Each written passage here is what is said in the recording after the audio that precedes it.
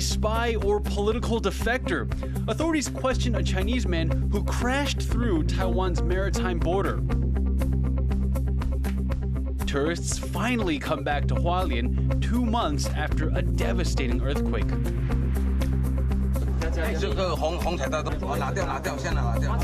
Worshippers clash over an arranged marriage of 2 top Taoist deities. Plus, I discover the joy and risks of exploring Taipei by bicycle.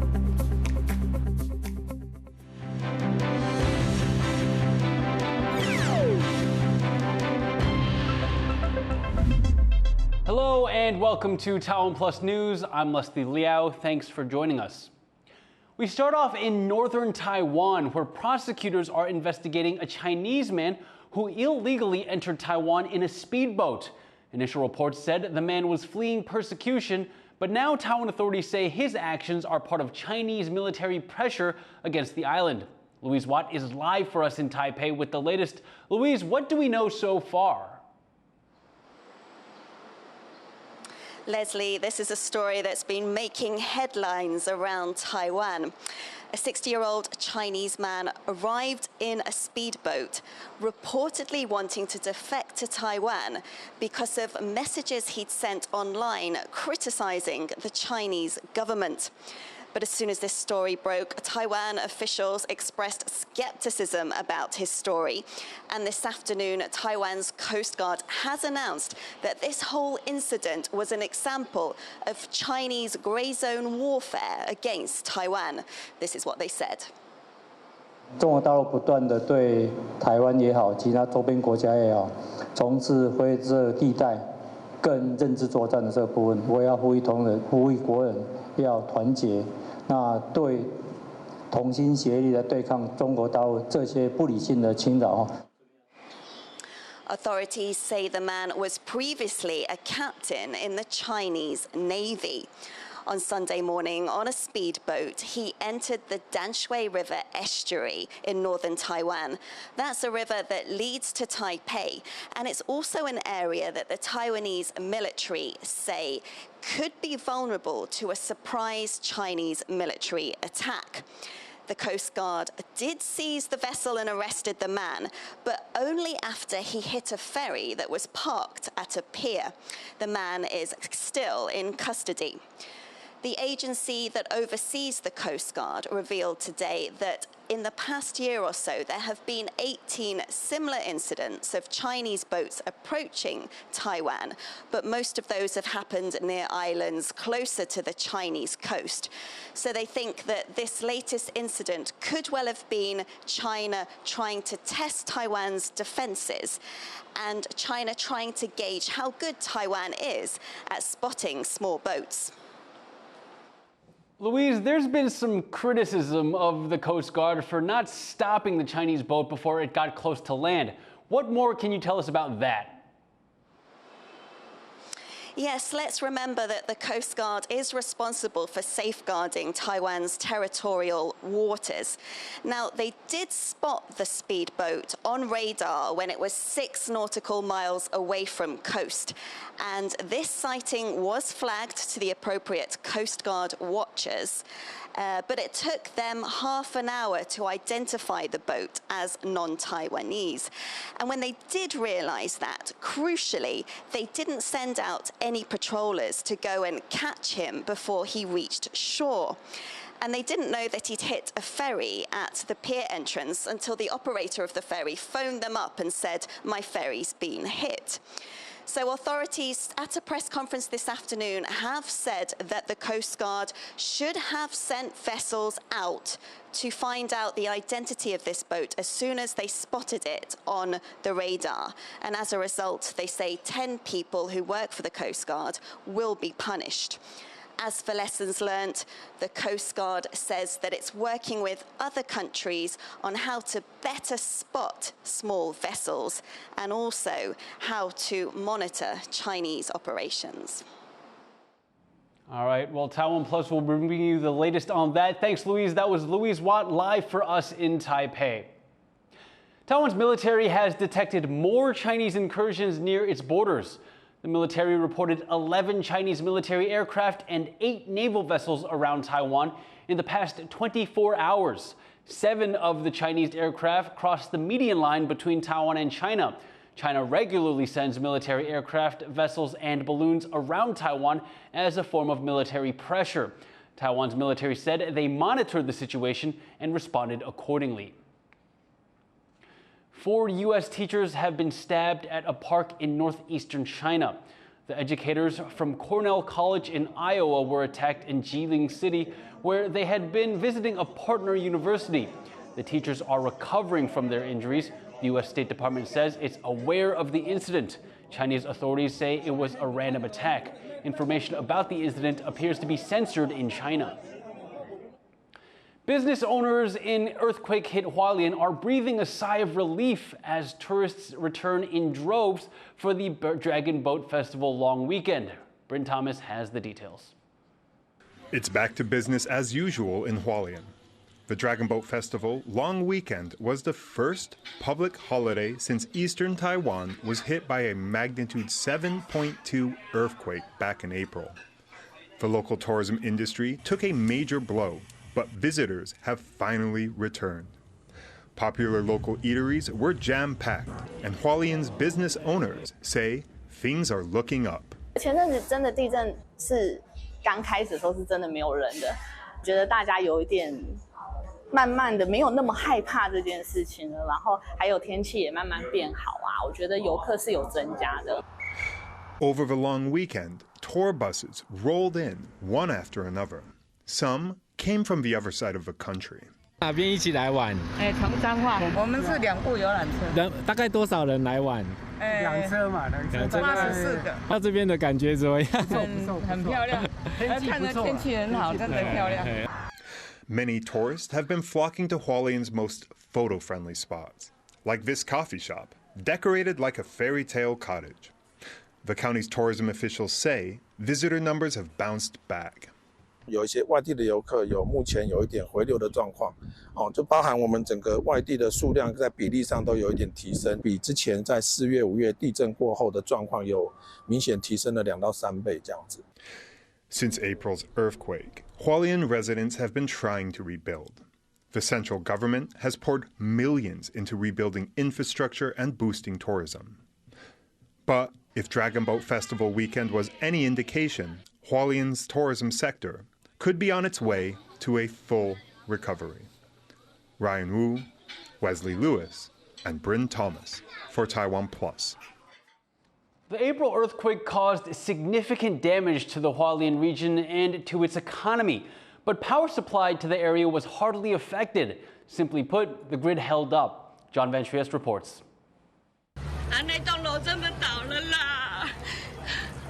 Within hours of the magnitude 7.2 earthquake that hit Taiwan in early April, the lights were back on in nearly all of the 300,000 plus households that had lost power.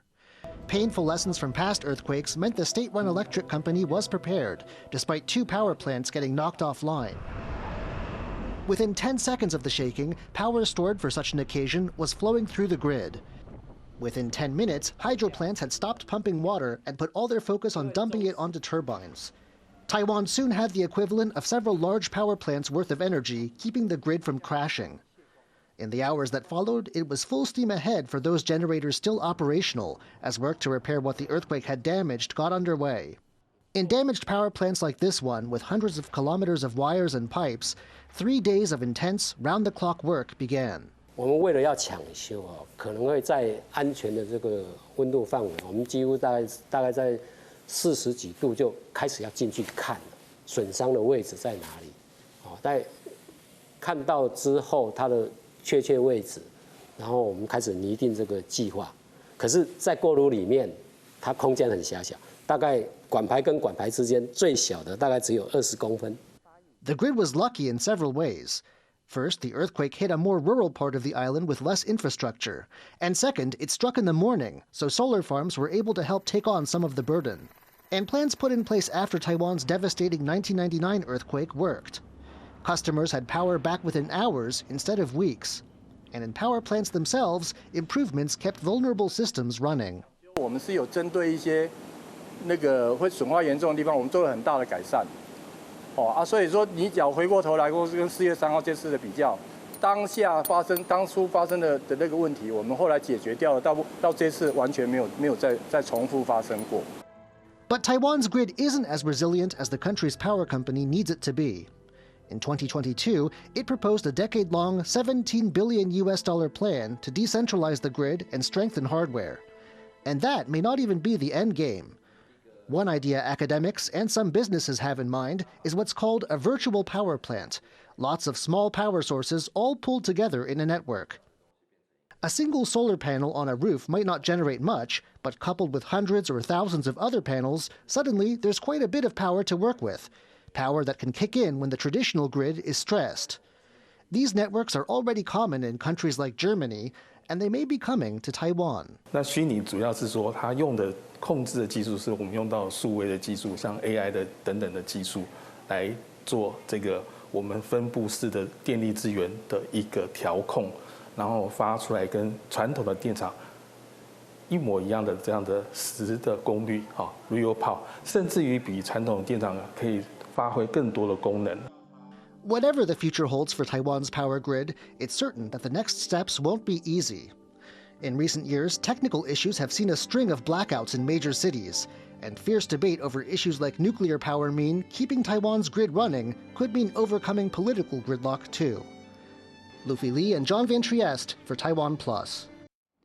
Turning now from electrical power to divine power, an arranged marriage between two religious deities has caused an uproar among worshippers in Taiwan. Yu Chen-lai has more.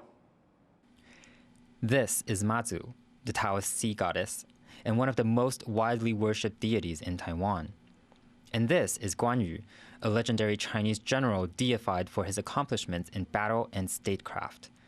The two arrived on a sedan chair at a Mazu temple in Tainan in southern Taiwan. Guan Yu worshippers are celebrating a marriage between Mazu and their god. There's only one problem. The Mazu worshippers want nothing to do with this wedding. When the entourage arrived, the Mazu temple workers confronted the Guan Yu worshippers. But the visiting group tried to pull a fast one. The outcry was triggered by a post on social media. The Guan Yu followers posted an image announcing the marriage between the two gods, but the Mazu temple said this was a one-sided decision. Mazu's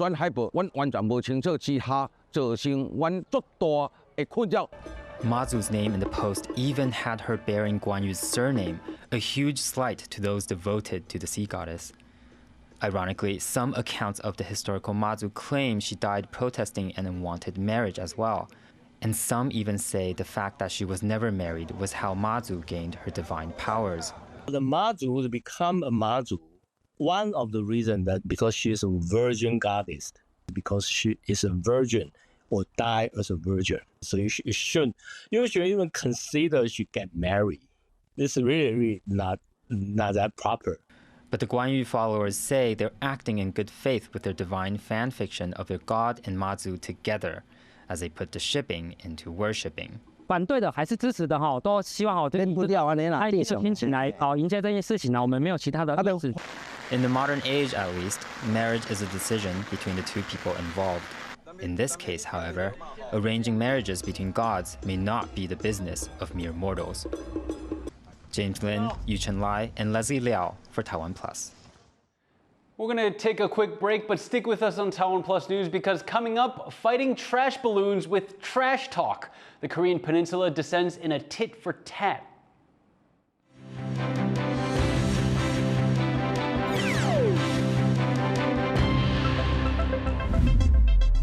For more stories from Taiwan and around the world, download the TaiwanPlus app.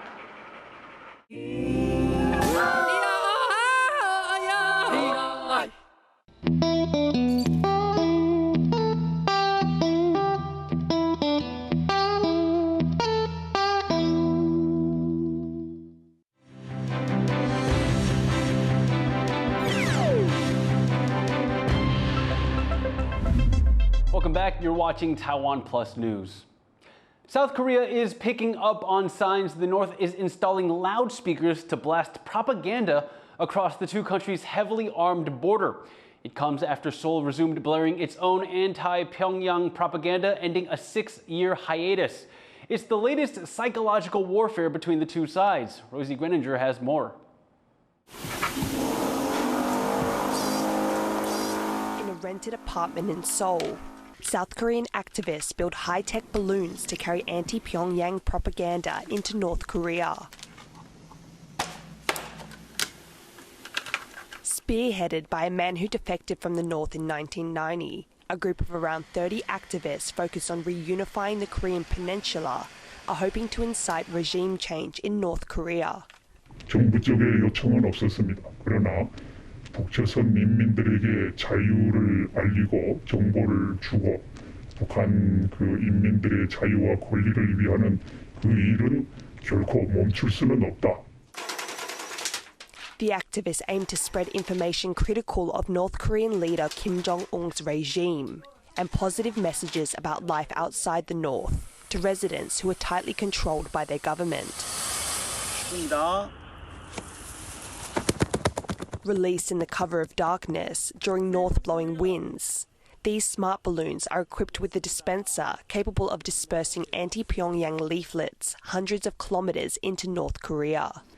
스마트 풍선의 그 가장 중요한 기능은 그 안에 타이머가 있습니다.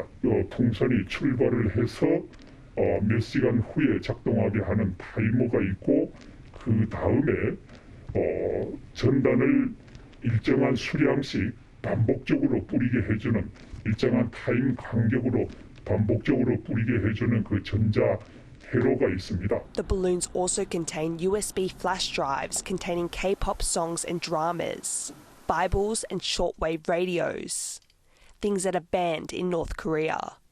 Attached speakers also blast messages critical of Kim Jong-un. 민족을 부정하고 통일을 반대한 김정은은 민족 반역자. The balloons can cost up to $1,000 each. The activists put up their own money to buy them, helped by outside donations. The group estimates 60% of their balloons have gone further than a few kilometers across the border, with one reaching into China.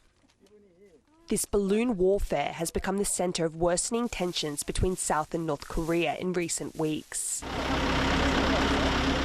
with Pyongyang responding by sending their own balloons into South Korea, filled with rubbish, including cigarette butts and feces. Kim Jong-un's sister, Kim Yo-jong, says North Koreans are exercising their freedom of expression. But these activists say the North's balloons show that their own are having an impact and reaching residents. 이번에 김여정 부부장이 전단을 오물풍선을 회수하는데 얼마나 큰 공력이 드는지를 너희들도 당해봐라. 이런 것은 우리 스마트 풍선이 아주 넓은 지역에 광범한 지역에 뿌렸다는 것을 북한 스스로 자인한 꼴입니다. But there is no way to verify how effective these propaganda-filled balloons are or what North Koreans think of their contents. Activists say the South Korean military has not told them to stop launching balloons, but they are proving somewhat controversial. Some residents say the movement is confrontational and puts them at risk. But this group is showing no sign of letting up, as they continue to bring their message of hope and freedom to their fellow Koreans in the North. Dolphine Chen and Rosie Greninger for TaiwanPlus.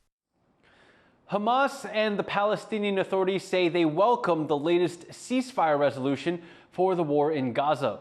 The resolution was proposed by U.S. President Joe Biden last month and adopted by the United Nations Security Council on Monday. All but one of the 15 council members voted in favor, with Russia abstaining. The resolution includes a 3-step plan for a permanent ceasefire, the release of hostages and prisoners, and the reconstruction of Gaza. In a statement, Hamas says they are ready to cooperate with mediators. The U.S. says Israel has accepted the ceasefire deal, but Israeli officials say they will not stop until Hamas is defeated. The world's Apple products may soon become a little more intelligent, artificially intelligent. During an annual press conference, the company unveiled its AI technology, which it's calling Apple Intelligence. They also announced a partnership with OpenAI, the makers of ChatGPT. It's the company's first AI partnership. The announcement was not welcomed by everyone, though. Tech billionaire Elon Musk said he would ban all Apple devices at his companies if OpenAI were integrated in them, saying he has security concerns. For centuries, South Koreans have turned to shamans for guidance, but in recent decades, the practice has been stigmatized. Now, young shamans are using social media to reintroduce the tradition to a new generation. Wesley Lewis has the story. In a deep trance, this 29-year-old Korean shaman is performing a centuries-old ritual. Lee Kyung-hyun, who goes by a name meaning baby angel on social media, says she's been a shaman for 6 years. She uses songs, dance, and trance rituals intended to communicate with nature spirits, ancestors, and gods. For decades, Christian institutions have demonized such practices. And back in the 1970s, South Korea's dictatorship tried to stamp out shamanism altogether, saying shamans deluded the world. But Lee says recently, shamans have been practicing more openly. 한국인에게 이 무속신앙은 뿌리가 되게 깊은 거다 보니까 예전부터 눈에 보이지 않는 미지의 세계, 영적인 세계, 되게 신비로운 세계라고 생각을 했는데 이런 것들이 또 유튜브라는 것들이 많아지면서 친근하게 또 다가가고 그리고 또 예전이면 알지 못하는 이면들을 또 보여주다 보니까 Lee says social media has allowed her to attract a new generation to shamanism. She already has more than 300,000 followers. She says many young South Koreans are turning to shamans when faced with economic and social hardships. 이러한 호기심을 불러일으키는 거에 가장 기본적인 요인은 한마디로 사회적으로 힘듦이 그만큼 많다 보니까 요즘 젊은 MZ 세대들이 더 내 미래에 대해서 생각을 해보게 되고 점이라는 거에 관심이 좀 가지지 않을까. Many of Lee's clients are around her own age. Korean studies scholars say young shamans can connect with younger believers on a more personal level. 나랑 같은 세대고 비슷한 문화 생활을 하고 있고 그리고 도시에 살고 있고 한 그런 무속인들에 대해 가지고는 훨씬 더 오히려 자기 가까운 친구들보다도 더 속 깊은 얘기를 편하게 할 수 있는 게 되겠죠. For many believers, shamans are like friends, someone they can turn to when they need advice. But opponents of the practice say shamans can easily prey on vulnerable people and commit fraud. And scholars say because there's been stigma around shamanism, it may cause people to hide their connections with shamans. 일단 저거 뭔가 더러운 거, 수상한 거, 무서운 거 이런 식으로 덮어 씌워 놓으니까 생산적인 토론이 전혀 되지 않는 겁니다. 다만 다른 사람들의 권위나 위신에 상처를 주기 위한 방법으로 무속을 자꾸 끌어들이게 되는 거죠. 이것은 굉장히 생산적이지 않고 문제가 많은 형태의 담론이라고 생각을 해요. Shamanism has been at the center of high-profile scandals in recent years. In 2017, the disgraced former President Park Geun-hye faced controversy over her connection to a shaman. But things might be changing. A supernatural film, Exuma, about a shaman lifting a family curse, has been a box office hit in South Korea this year. And the country's culture ministry says shamanism remains an important and powerful part of the Korean character. As for the newest generation of shamans like Lee, they are determined to shake off stigmas and bring these ancient cultural practices into the modern age. Kama Shu and Wesley Lewis for TaiwanPlus. Taipei is a city full of cyclists, but just how rider-friendly is Taiwan's capital? Recent accident figures suggest not very. Reporter Reese Ayers braves a bike ride to find out more. It's a beautiful day for a bike ride. And with public bicycle stations like these all across Taiwan's north, offering 30 minutes of free usage each time, it's never been cheaper to get around the city. But just how safe is it to traverse Taipei by bicycle? Well, not very, apparently. Last year, the number of accidents involving bicycles exceeded 5,000 in Taipei and New Taipei alone, an increase on the previous year. So why the rise in incidents? Taipei's traffic police think it may be something to do with education. 我们在处理的过程中，民众往往都在发生交通事故的时候才会惊觉自己可能会有违规行驶人行道、斑马线或是穿越道路等肇事责任。Awareness of the rules isn't the only issue, though. Some of the wider sidewalks in Taiwan are clearly marked as bicycle lanes, but sometimes they end abruptly. and it's not clear whether cyclists should continue on the path or on the road. This lack of consistency, coupled with some careless riders and pedestrians, can result in friction and accidents.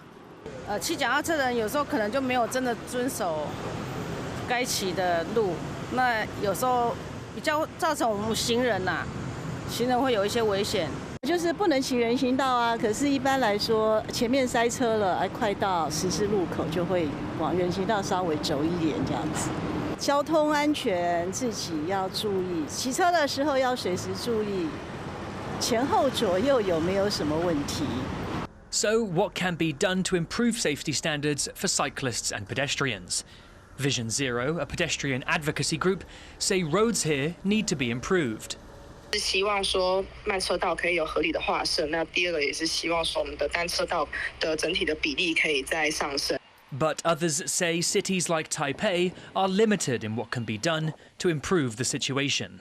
天光道路供电有限的情况下，我能够做人车共道的，我大概都做，不可能贸然去增加它作为人车共道，因为这样子确实会压缩行人的行走的空间。There doesn't seem to be a catch-all solution for the issue of cyclist safety just yet. But better education and more clearly defined lanes for traffic, pedestrians and cyclists could help get Taiwan back on track for making the cities a safer place for everyone. Andy Shi and Reese Ayres in Taipei for TaiwanPlus. Thank you for watching TaiwanPlus News. Finally, take a look at these public art installations on display throughout Basel City in Switzerland. I'm Liao. Take care and see you next time.